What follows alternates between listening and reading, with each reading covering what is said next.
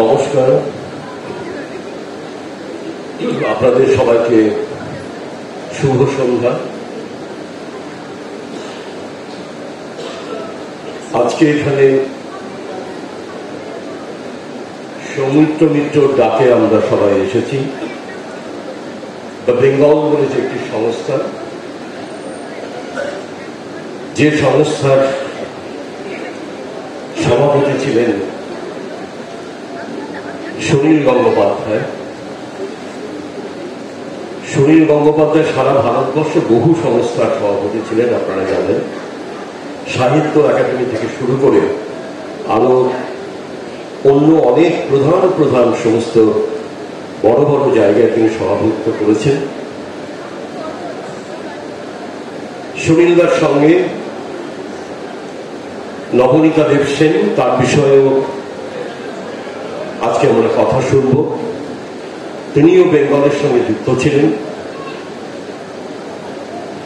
এই দুজন মানুষকে নিয়ে আজকে এই বইমেলার প্রায় শেষ প্রহরে একটা উদযাপন। খুব ভালো লাগছে, মঞ্চে শীর্ষেন্দুদা বসে আছেন, তিনি এসেছেন। আমার মতো অনেকেই মঞ্চে আছেন বা সামনেও আছেন, যারা আমরা দেখেছি শীর্ষেন্দুদার সুনীলদার সামনাসামনি বসে দেশ পত্রিকার ঘরে। আমি প্রায় 30 বছর দেখেছি ওদের দুজনকে একসঙ্গে চাকরি করতে। সেসব অনেক স্মৃতি, অনেকে বলবেন, অনেকে বলার জন্য আছেন। আমার একটা কথা বলতে আজকে ইচ্ছে হচ্ছে আপনাদের সবার সামনে, কারণ বিশেষ করে আপনারা ইতিমধ্যেই জেনে গেছেন যে সাথীদি আমাদের মধ্যে এসেছেন। সাথীদিকে আমরা অনেকদিন পরে, আমি বিশেষ করে অনেকদিন পরে সাথীদির সঙ্গে দেখা হলো। আমার খুব ভালো লাগছে। একটা সময় ছিল যখন সুনীলদার বাড়িতে বসে, সুনীলদার ঘরে বসে সাথীদির উপর আমরা অনেক অত্যাচার করেছি, অনেক আবদার করেছি, অনেক স্নেহ পেয়েছি, অনেক ভালোবাসা পেয়েছি। সেই সব দিনগুলো মধুর স্মৃতি হয়ে আছে আমাদের কাছে। এখানে অনেকেই মঞ্চে উপস্থিত আছেন, আমার এই অভিজ্ঞতার সঙ্গে তাদের অভিজ্ঞতা মিলে যাবে।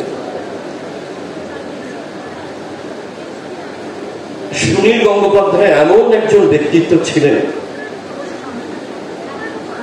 শুধু তিনি জনপ্রিয় নন, শুধু তিনি বাংলার লেখক নন, বাংলার কবি নন, তিনি গোটা ভারতবর্ষের লেখক হয়ে উঠেছিলেন।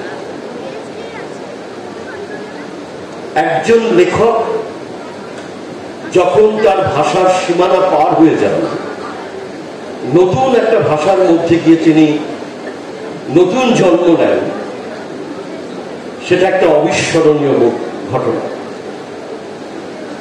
কেননা একজন লেখক যখন বাংলায় লেখেন, তার বই যখন ধরা যাক তামিলে অনুবাদ হয়, কিংবা কন্নড়ে অনুবাদ হয়, কিংবা মারাঠিতে অনুবাদ হয়, কিংবা হিন্দিতে অনুবাদ হয়, বা মণিপুরিতে অনুবাদ হয়, তখন তিনি লেখক হিসেবে আর একবার জন্মগ্রহণ করেন।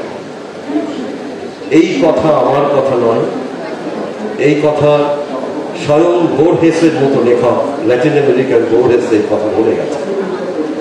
সুতরাং সুনীলদা, বিশেষ করে এই ঘটনাটা আমরা দেখেছিলাম প্রায় আমাদের চোখের সামনে। আমরা তখন বড় হচ্ছে, আমাদের চোখের সামনে দেখেছি সুনীল গঙ্গোপাধ্যায় কিভাবে একটার পর একটা ভাষা অতিক্রম করেছেন ভারতবর্ষের মধ্যে। তাকে ঘিরে ভুবনেশ্বরে উন্মাদনা দেখেছেন, পাশের বাড়ি ভুবনেশ্বর। তাকে দেখে আসামে তাকে নিয়ে উন্মাদনা, সেটা দেখেছেন, সেও পাশের বাড়ি। কিন্তু দিল্লি কিংবা কর্ণাটক কিংবা তামিলনাড়ু কিংবা কেরালায় যখন তাকে নিয়ে উন্মাদনা দেখেছি, তখন সত্যি অবাক হয়েছে, বিস্ময়কর মনে হয়েছে। এই যে ইংরেজিতে যাকে বলে একটা টাওয়ারিং ফিগার, এইভাবে একজন বাঙালি লেখক যেভাবে সারা ভারতবর্ষ জুড়ে একটা নাম হয়ে উঠেছিলেন, সেটা সত্যি আজকে ভাবলে আমাদের গর্ব হয়, আমাদের আনন্দ হয়। আমরা বুঝতে পারি আমরা কাকে হারিয়েছি। আমাদের প্রায় এক লেখক প্রজন্মে আমাদের সময় প্রায় মাথার উপর অভিভাবকের মতো তিনি ছিলেন। তিনি চলে যাওয়ার পর আমরা সত্যি অভিভাবকহীন হয়েছিলাম। বাংলা সাহিত্য, বাংলা উপন্যাস, বাংলা ছোট গল্প, বাংলা কবিতা তার কাছে চিরদিন ঋণী থাকবে।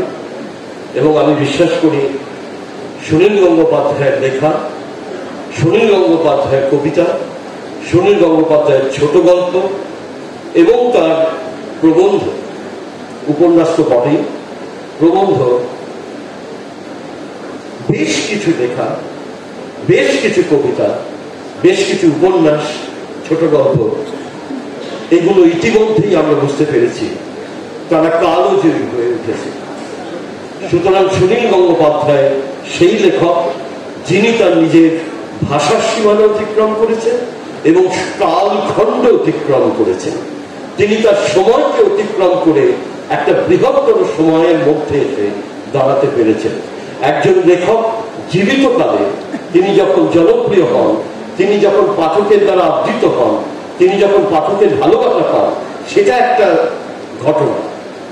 তারপরে তার মৃত্যুর পরে তিনি যখন সমানভাবে বা বলা যেতে পারে তার থেকে অনেক অনেক অনেক বেশি ভাবে উঠে আসেন আর একজন লেখক হিসেবে, সেই একই লেখক জীবিতকালে যেরকম ভাবে ছিলেন, তার পরবর্তী সময়ে অর্থাৎ তার মৃত্যুর পরে তিনি যখন নতুন পাঠকদের সামনে এসে দাঁড়ান, তখন আর একটা বড় চ্যালেঞ্জ তার সামনে তৈরি হয়।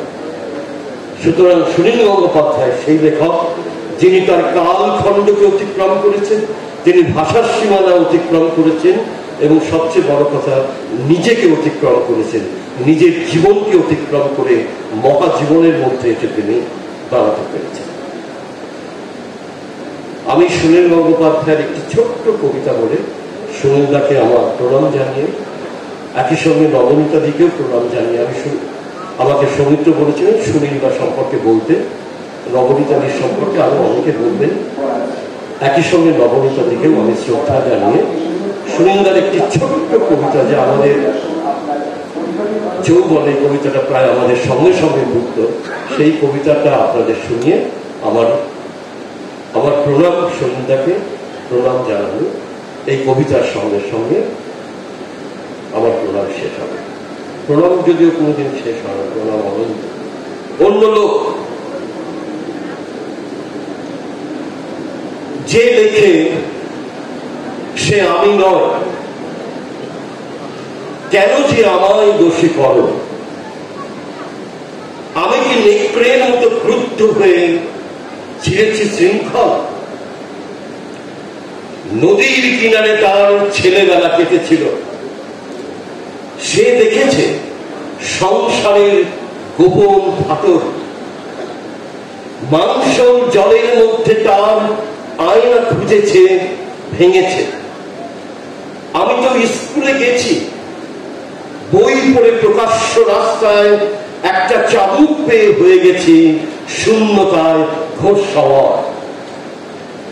যে লেখে সে আমি নয়, যে লেখে সে আমি নয়, সে এখন নীরার সংস্রবে আছে পাহাড় কিনারে।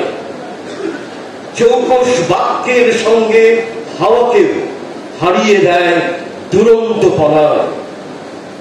কাঙাল হতেও তার লজ্জা নেই এবং ধ্বংসের জন্য তার এত উন্মত্ততা।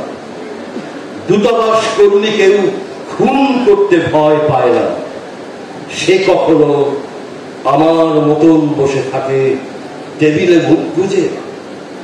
যে লেখে সে আমি নয়, যে লেখে সে আমি নয়।